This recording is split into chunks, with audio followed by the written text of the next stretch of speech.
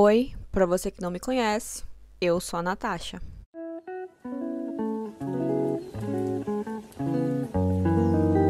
Você sabia que a depressão vai ser a doença que mais vai incapacitar pessoas até 2022? E que o Brasil é o país mais deprimido e ansioso da América Latina? E que apesar da depressão ser uma doença real e diagnosticada, ainda tem muita gente que acha que ela é frescura? Esse vai ser um dos vídeos mais difíceis que eu vou gravar na história desse canal. Eu tô até um pouco sem palavras, eu não fiz roteiro dessa vez, eu não fiz nada, eu só liguei a câmera e comecei a falar aqui, porque eu preciso ser uma pessoa verdadeira e honesta com vocês e mostrar que nem tudo que você vê desse lado aqui é a realidade das pessoas. Eu, Natasha, já tive depressão, já passei por isso e eu sei muito bem o que você aí do outro lado tá passando hoje. E é isso, o vídeo de hoje vai ser esse. Eu vou contar a minha história com a depressão.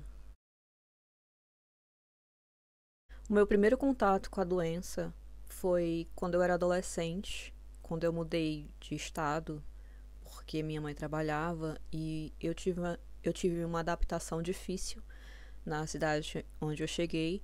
E minha mãe trabalhou em muitas cidades, então com isso eu tive que sempre estar me mudando. E eu nunca criei de fato raízes e criei amigos de verdade. O que é bem complicado para quando você está na fase de adolescência. Então, eu fui uma adolescente praticamente sem nenhum amigo, e os poucos que eu tinha, eu sempre acabava perdendo porque minha mãe mudava de cidade e, enfim, eu nunca criei raízes com ninguém. Eu lembro que uma das fases mais difíceis foi quando eu cheguei no ensino médio, em uma escola lá da minha cidade, onde eu sofri bullying. Um dos alunos lá inventou para todo mundo da classe que eu, a novata e mais outra pessoa, minha colega de classe, estávamos falando mal da galera e todo mundo veio em cima da gente, tirar satisfação, brigar, apontar o dedo na cara, humilhar mesmo a gente enquanto estávamos sentadas na cadeira e ameaçando e nos xingando e enfim, foi um pesadelo aquele dia. Eu me senti muito acuada, muito reprimida e foi uma situação bem limite que eu vivi naquele dia. A minha adaptação já estava sendo difícil porque eu tinha acabado de chegar naquela escola, mas foi ainda mais difícil depois desse episódio que aconteceu. E eu quis abandonar a escola, eu quis mudar de escola, mas a minha mãe não deixou. Ela no máximo deixou eu ficar 2, 3 dias sem ir pra escola porque eu acabei adoecendo, deu febre e enfim, eu fiquei muito mal depois desse episódio. Eu lembro que eu deitava às vezes no sofá e só ficava chorando, chorando, chorando, pensando por que a minha vida era tão difícil daquele jeito, porque eu tava passando por aquilo, porque as pessoas não gostavam de mim. E eu comecei a me sentir sozinha. E foi a partir daí que a depressão bateu na minha porta pela primeira vez. Eu nunca tive uma vida muito fácil. Na verdade, a minha vida não foi nem um pouco fácil. E eu tive que enfrentar muitos problemas com a minha mãe, com a minha família, com pessoas de fora também. Eu lembro que um dos episódios que marcaram bastante a minha vida e que hoje em dia ainda me afetam muito era quando minha mãe tinha um namorado e esse namorado dela, ele era alcoólatra. E com 8, 9 anos, minha mãe me fazia ir no bar buscar ele, porque ele tava podre de bêbado. E é por isso que eu odeio bebida alcoólica até hoje. E eu lembro que em um desses momentos que ele voltou pra casa, ele ameaçou me socar o rosto e disse que minha mãe não gostava de mim, o que eu tava fazendo lá, que era pra eu ir morar com a minha tia, que ela preferia ficar com ele do que comigo. E por incrível que pareça, alguns dias depois minha mãe acabou me mandando pra ir morar com a minha tia. Eu não tô dizendo aqui que minha mãe preferiu ficar com ele, não. Eu sei que ela tinha muitos problemas, tinha muita dificuldade com trabalho, enfim, era difícil pra ela porque ela estudava e eu era a única filha mulher dela, né? Enfim, talvez ela tenha se sentindo ameaçada por ele, não sei. E eu acabei indo morar com a minha tia. E eu lembro que eu cheguei a pedir pra essa tia pra eu chamar ela de mãe, porque eu tava sentindo que eu não tinha mais mãe naquele momento. E essa história ainda mexe muito comigo. Quando eu lembro disso, eu fico um pouco emocionada, mas enfim. Outro momento também que ficou bem marcado na minha cabeça foi quando um parente meu chegou pra morar com a gente e ele acabou me oprimindo de todas as maneiras possíveis e me reprimindo também, porque como eu era adolescente, eu ainda não podia trabalhar. E as pessoas não aceitam pessoas que não têm experiência no Brasil. Vocês bem sabem como isso é verdade. Então era difícil, mesmo que eu quisesse trabalhar, procurar um emprego. Então eu lembro que essa pessoa da minha família começou a me reprimir tanto e me apontar tanto o dedo na cara, dizendo que eu era inútil, imprestável e vagabunda, enfim, daí pra baixo, que eu comecei a realmente absorver aquelas palavras negativas e achar que eu era aquilo mesmo, que eu não prestava pra nada, que eu não sabia fazer nada, que eu era uma inútil, enfim. E aí eu tava passando pelaquela fase da escola também, onde as pessoas não gostavam de mim, eu me sentia bem sozinha, não tinha com quem conversar. Então à noite eu simplesmente desabava na cama, né? Eu cheguei a falar que eu tava me sentindo muito triste pra minha mãe, mas naquela época depressão era vista como frescura. Eu tava fazendo drama, que eu era frescurenta. Então as pessoas faziam pouco caso. Então eu passei a reprimir tudo que eu sentia. Todas as dores, todas as infelicidades, todas as angústias. Eu reprimia tudo e acabava me fechando dentro do meu casulo. Isso me prejudica até hoje porque eu não consigo me abrir o suficiente, não consigo me expressar o suficiente, não consigo colocar a minha dor pra fora quando eu sinto. Eu tendo a reprimir tudo. Isso é bem difícil. Chegou um ponto da minha vida que as pessoas começavam a falar até pela comida que eu comia.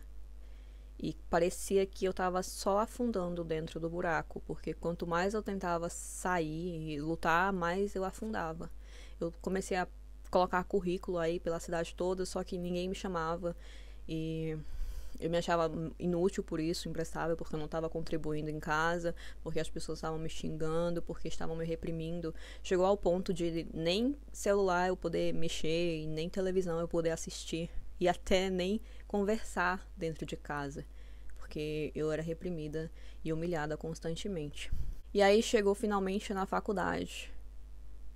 E na faculdade é cada um por si, quem chegou à faculdade sabe que é verdade. As pessoas não se importam com ninguém lá dentro, não querem saber de ninguém, só delas mesmas, e enfim. Eu estudei em uma faculdade particular, usando o FIES. Pra quem critica tanto o governo, né, tá aí o FIES. E eu era uma das pessoas mais pobres de lá. E isso já me fazia ficar, de certa forma, excluída do meu cantinho. Como eu era muito tímida devido a tudo que eu passei anteriormente, devido a tanta repressão, eu não conseguia me socializar. Ainda hoje eu não consigo. Eu tenho muita dificuldade de me aproximar das pessoas e de confiar, enfim, e foi assim durante os 5 anos da faculdade. E eu lembro que uma das poucas amizades que eu fazia lá, tinha uma menina que ela era diferente de mim, melhor do que eu. Na minha cabeça naquela época era assim. E eu lembro que ela falou uma coisa pra mim que isso me torturou o resto dos 5 anos que seguiram. Ela disse que eu tinha cara de sonsa. Tudo isso porque eu não socializava, não me enturmava, não me entrosava e era sempre quietinha, reprimida. Porque eu já tinha indícios de depressão ali. E eu me senti tão mal com aquilo que ela disse. Era uma pessoa que eu gostava, mas ela disse isso, perdeu totalmente o encanto. E os 5 anos de faculdade eu só fui afundando, porque não era um curso que eu queria fazer. Eu fui imposta, mais uma vez, obrigada.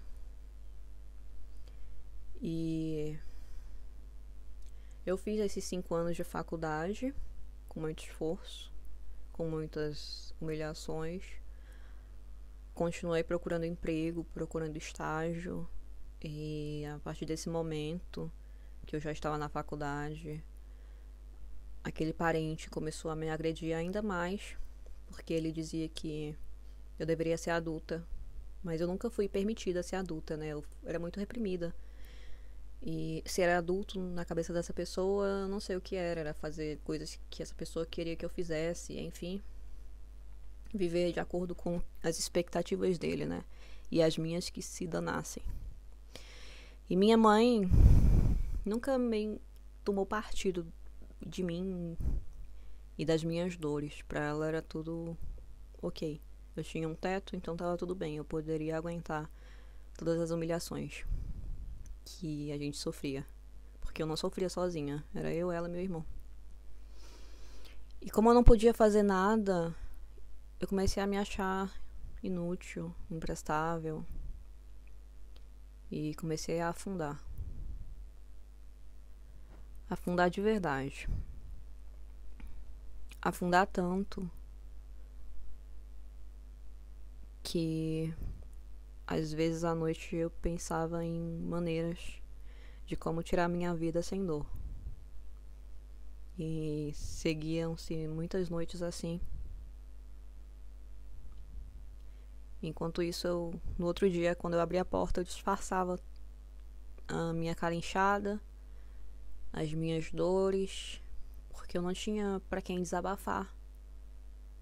Porque eu tinha medo das pessoas me julgarem como essa pessoa da minha família me julgava. Então, me sentia muito sozinha, muito perdida. E era uma dor tão grande, tão grande, tão grande, que às vezes, quando eu tava sozinha em casa, eu só deitava no chão e ficava chorando, chorando e chorando. Mas ninguém nunca se importou de verdade. Achava que era frescura minha. Drama. Sei lá. Ninguém nunca perguntou como é que eu tava, me deu um apoio, disse que tava ali. Nunca. E quando o final do curso foi chegando, eu comecei a pirar porque eu não sabia o que eu ia fazer da minha vida. Eu tinha que assumir uma profissão que eu não queria. E tinha que enfrentar a vida. Mas era muito difícil pra mim. Eu não conseguia nem dar um telefonema sem ter medo da pessoa do outro lado da linha. Eu só sabia sentir vergonha de mim, me sentir inútil, eu achar que eu não era boa em nada, boa o suficiente em nada, e que eu nunca iria conseguir nada na minha vida, eu nunca ia ser ninguém. Até que eu conheci um cara que aos poucos foi me ajudando com isso. Me ajudou indiretamente. Me ajudou a me aceitar, principalmente. A aceitar meu cabelo, a aceitar a minha aparência, a aceitar minhas feições. Porque até isso eu tinha vergonha. Vocês sabem, vocês que nasceram nos 90, 2000, o quanto existia a ditadura do cabelo liso. E eu era pobre, não tinha dinheiro pra isso. Então meu cabelo vivia mal cuidado. Não existiam produtos, nem pessoas explicando no YouTube como deveria cuidar do cabelo, nem nada. Então eu lembro que eu recebia muitos apelidos ruins na escola e quando eu era criança, por causa do meu cabelo, do meu óculos e enfim, de mim. Você acaba criando uma baixa estima horrível com a sua aparência, com sua pessoa, e o seu psicológico fica totalmente abalado. Eu sei que eu tô indo e vindo aí na minha vida, no meu passado, no meu presente, mas é porque estão vindo lembranças. E eu espero que vocês estejam entendendo. Os únicos amigos que eu tinha eram amigos da internet. E tem um amigo meu de São Paulo que viu que minha situação estava tão ruim que eu tentava desabafar. Ele era uma das únicas pessoas, na verdade, que eu desabafava, né? Porque eu conheci ele quando eu era bem adolescente. E é uma pessoa que eu nunca vi, de verdade, mas ele esteve presente aí em uma grande parte da minha vida, então eu confiava nele. E confio. E até ele ofereceu pra eu morar na casa dele, só que ele morava em São Paulo e eu na Paraíba. E eu sinceramente pensei em fugir nesse momento, porque eu não tava mais aguentando. E pra mim teriam apenas duas saídas. Ou a morte, ou eu teria que sair de casa, não sei como, talvez morando na rua, sei lá, até me prostituindo. Porque eu não aguentava mais, eu não me achava mais digna depois de tantas coisas ruins que eu ouvia, então pra mim a minha vida não me importava mais. E eu sinceramente acho que eu acabei não tirando a minha vida porque eu tinha medo. Medo de sofrer, medo de sentir dor, medo de tentar e não conseguir e falhar. Eu consegui me livrar da depressão. Hoje eu tô relativamente bem. Eu obviamente tenho algumas recaídas. Ainda tenho, sim. São fortes, mas eu tento lutar contra elas. E tenho muitas crises de ansiedade, mas eu tento manter o controle. E até então eu tô conseguindo. É difícil, mas você pode ser capaz de lutar contra o seu fantasma interior. Assim como eu tentei e consegui, né? Não totalmente, mas eu tô aqui batalhando dia a dia. Às vezes, o que uma pessoa depressiva quer é simplesmente ouvir alguém dizendo que se preocupa com ela, que tá ali por ela, que quer ajudar. Foi uma das coisas que eu não tive na minha adolescência, mas eu tive em alguns momentos com alguns amigos de internet, como eu disse pra vocês. E eles precisaram insistir bastante pra eu começar a me abrir e confiar neles. Porque, pelo menos comigo, né, quando a pessoa é depressiva, ela tende a se fechar no mundinho dela e querer se isolar e não compartilhar as dores dela e os fantasmas delas com ninguém, né? E é bem difícil quando ela faz isso. Pelo menos pra mim, como eu disse pra vocês, é bem difícil quando se faz isso. É preciso muita insistência, muita preocupação, muitas broncas, inclusive, pra você perceber que você não tá sozinho no mundo, que tem pessoas que se importam, se preocupam com você, que te amam e que você não tá sozinho no mundo, que tem pessoas que estão ali por você.